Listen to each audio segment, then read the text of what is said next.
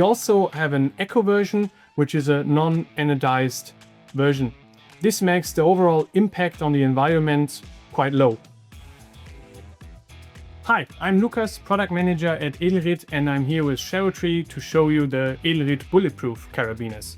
Those carabiners have an extra steel inlay. This makes them more durable than an aluminum carabiner while being lighter than a steel carabiner. We also have an eco version, which is a non-anodized version. This makes the overall impact on the environment quite low. There is a screw version with a red indicator when it's not closed, and you can also get a triple lock version with an extra gate on the bottom to keep a carabiner in place. The steel inlay reduces the overall impact on the environment because you don't have to buy a new carabiner that often.